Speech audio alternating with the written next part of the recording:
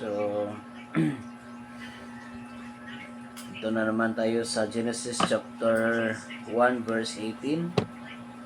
Genesis chapter 1 verse 18. So, from Hebrew, i-translate natin. So, the first word na translate natin is this one. Nag-start po siya ng valve. Tapos may sign siyang dalawa, so VE. Tapos next letter will be lamid. May dot siyang isa, so get natin ng. Tapos may mem, next is mem. Tapos yung sunod is shen. So meron siyang dot sa itaas. So she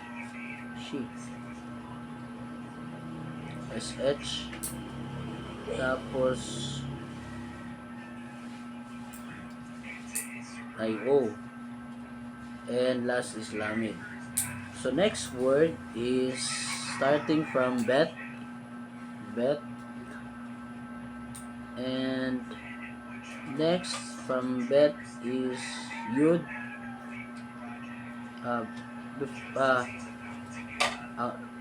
Yung bet ay meron siyang nakalagay sa lalim na sign ng A. Tapos yung yud may dot sa gitna, dalawa, so dalawang Y. At tapos meron siyang vav na may dot sa itaas, so nagiging O. At meron siya at saka yung vav V. At yung last is mem. So next word is starting from, nag-start siya sa vav na may dot sa gitna, so nagiging U. Tapos U, tapos yung V, UV. Tapos may ano siya,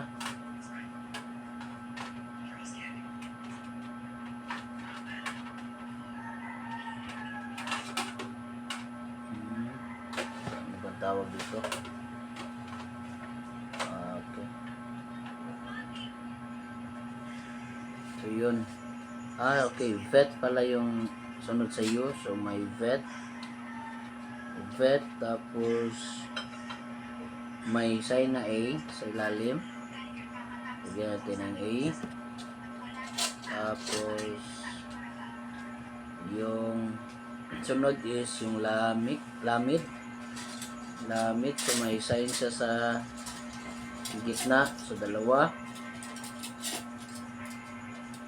Tapos meron din sa ilalim sign ng A. Tapos yung sunod is yung yud. Tapos sunod may sign din sa ilalim ng dalawa, dot. Yan. Tapos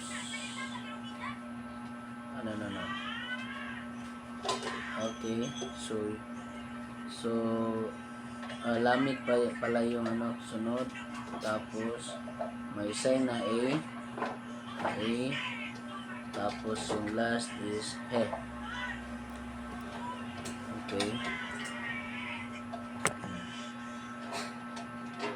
Tapos yung next word niya ay bet, B. At may sign na dalawa, so E, ilalim. Tapos yung yud na nagiging I. Tapos yung Yung no. Nun. Nun. Ayan. Tapos, next word, start from he. Tapos, may sign sa ilalim ng A. So, tapos,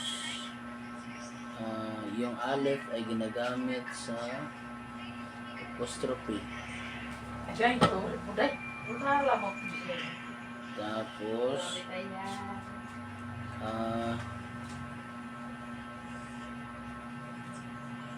next letter is vav na nagiging O. So, may dot sa itaas. So, nagiging O. Tapos, yung resh. Next word is vav na may dot sa gitna. So, nagiging U. U.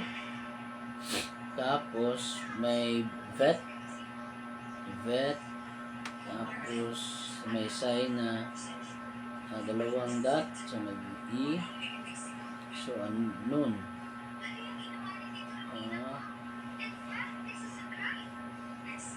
Nun. Yung isa. Tapos, next word,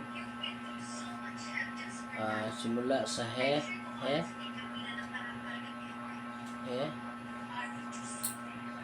Tapos may sign na A sa ilalim. Tapos yung next is chat. C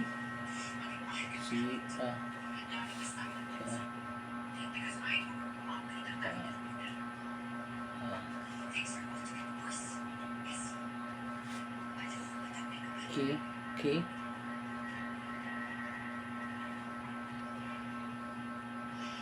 Tapos yung sunod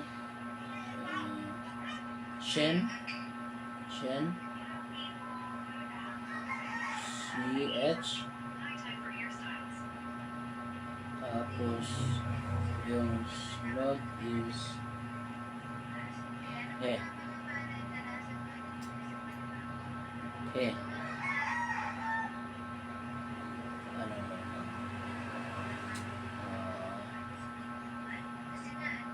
Ano ang tawag dito?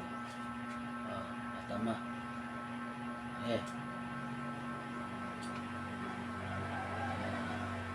No. Hindi. Meron palang E kasi may sign. Tapos yung last is Kaf.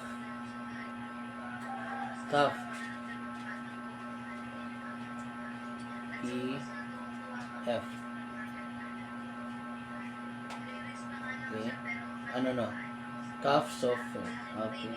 E H. Okay. So next word is vav again. Vav. Tapos may sign na A. Tapos yud. May dot sa gitna, dalawa. Tapos may sign din sa ilalim ng A. Tapos yung sunod is resh.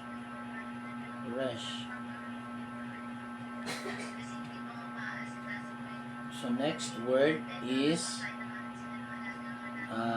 aleph na may 5 dot. So nagiging E. Next is lamid na may dot sa itaas. So tapos yung he.